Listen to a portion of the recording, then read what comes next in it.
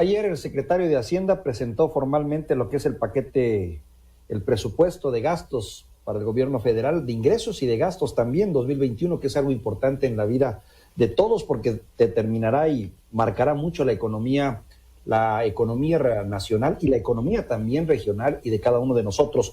Yo le agradezco mucho a Tonatiuh Bravo, el diputado federal de Movimiento Ciudadano, que haya aceptado esta plática con nosotros. Tonatiuh, muy buenos días, ¿cómo está usted? Bien, muy buenos días y un saludo a todo el público. Le agradezco, Tonatiuh. Tonatiuh, su primera impresión.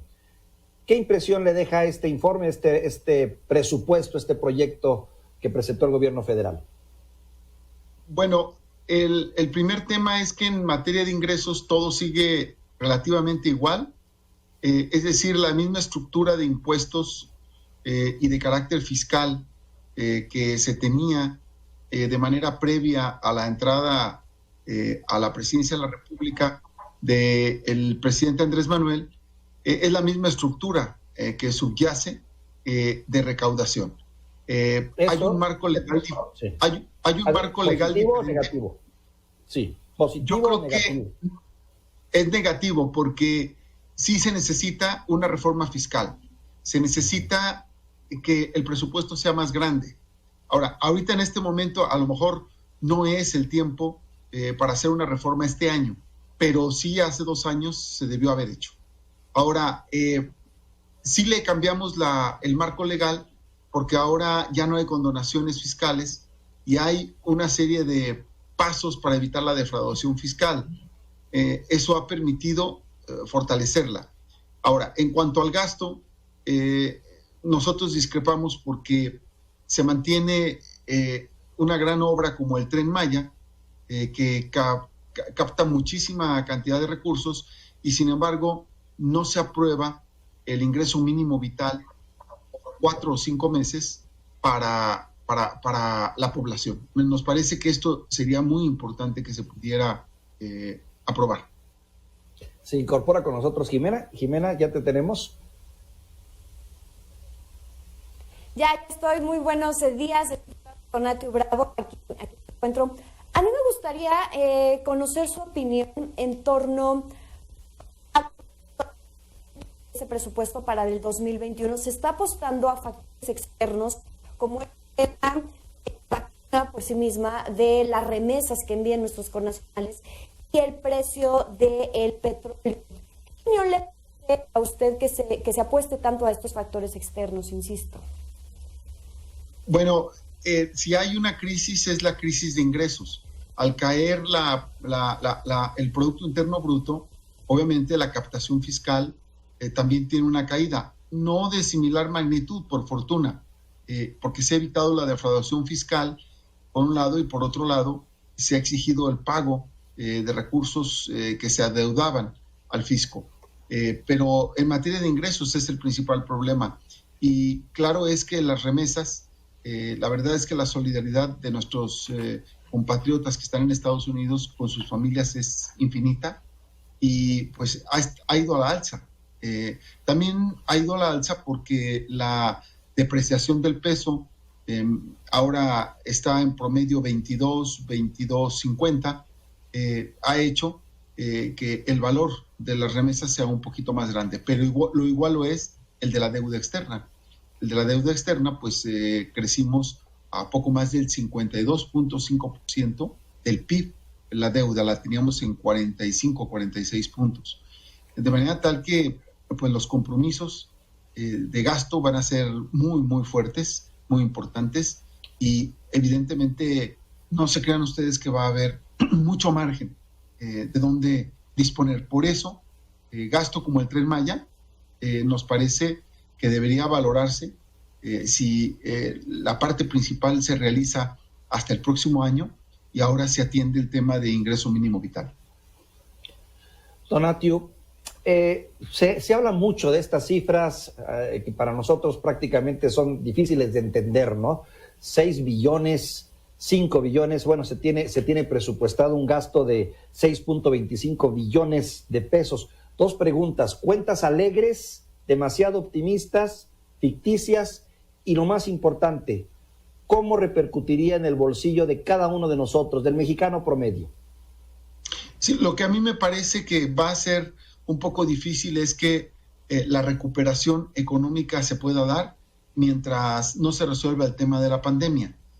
Ahí es la parte que yo veo complicada, porque la recuperación económica, el empleo va a depender de que el tema de emergencia sanitaria lo permita. De ahí en más, me parece en términos generales responsable y realista la propuesta.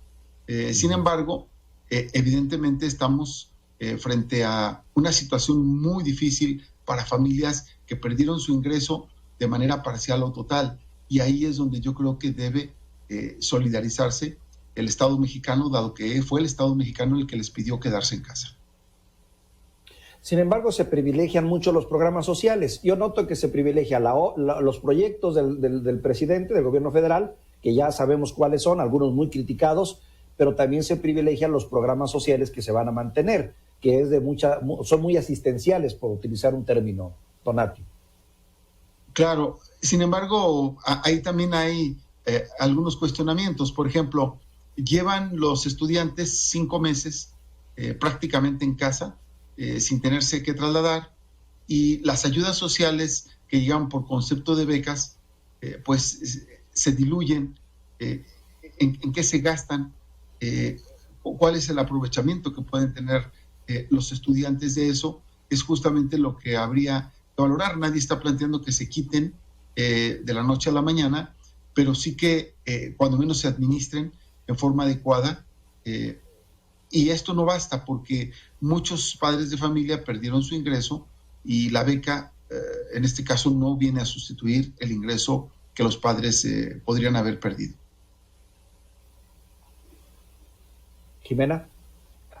Diputado, en cuanto al tema de las dependencias, vemos, por ejemplo, incrementos en el caso de turismo, vemos incrementos en desarrollo agrario y en la defensa nacional, y en contraparte vemos disminución para la Comisión Nacional de Derechos Humanos. ¿Cuál es la opinión que le merece a usted, sobre todo el tema de la disminución en derechos humanos? Vemos que actualmente enfrentamos una situación compleja en este tema y se reduce aún más el presupuesto para el próximo año. Sí, siempre hemos sostenido que es un error, porque la Comisión Nacional de Derechos Humanos es en muchos casos la única alternativa que tiene gente que ha sido agraviada por la violencia que vive el país. Hay víctimas, familiares de las víctimas, hay una ola tremenda de falta de respeto a los derechos humanos total. Imagínense ustedes, desde cadáveres que se encuentran en fosas y que no tienen el tratamiento adecuado frente a sus familiares, hasta el tema de feminicidios. En fin, la ola de violencia ha pegado durísimo, y por ese motivo la Comisión Nacional de Derechos Humanos debería ser una prioridad.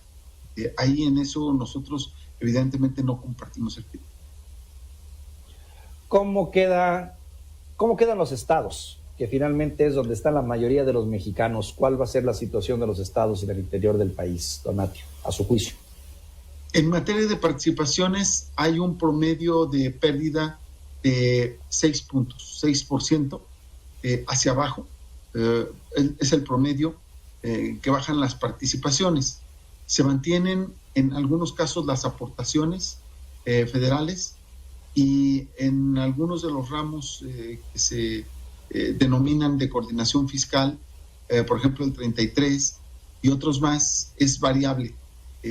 Hay estados que suben, 5 o 6 estados nada más, y los demás tienen pérdidas o bajan, promediando entre el 3 y el 7%. Entonces va a haber menos recursos, eso es un hecho, y por lo tanto la priorización del gasto va a ser fundamental tanto para el gobierno federal como para las entidades federativas. Aquí nosotros volvemos a recordar una de las demandas de los gobiernos estatales, que es la generación de un nuevo pacto fiscal que distribuya mejor los recursos. Para mí, el nuevo pacto fiscal debe hacer crecer los recursos del presupuesto y, por lo tanto, hacer una mejor distribución de los mismos entre los niveles de gobierno. Jimena. Diputado y presidente. precisamente hablando de este pacto fiscal, ¿qué opinión le merece y cómo cree usted que impacte en el futuro estas diferencias que se dan entre pues gobernadores y el gobierno federal? Que entre una de las peticiones que ellos tenían era este nuevo pacto fiscal, al cual hemos visto que el gobierno federal pues ha mostrado una negativa. Sí, yo creo que los gobiernos estatales tienen todo el derecho de organizarse de la mejor manera para que puedan verse reflejados los intereses legítimos que en la Constitución se expresan como parte de las obligaciones de las entidades federativas. Y en este caso creo que la CONAGO había perdido vigencia, había perdido aliento, y yo creo que es bueno que se dé una sacudida para que en el futuro las entidades federativas tengan una mejor carta de presentación, estudios a profundidad y planteamientos que hacer ante la federación y ante el conjunto del país. Por un lado. Por otro lado, es cierto, las funciones concurrentes de seguridad, de educación, salud y trabajo, que son los 4 pilares de los derechos sociales, pues en su mayoría penden sobre los estados, sobre las entidades federativas, y tienen que ver son precisamente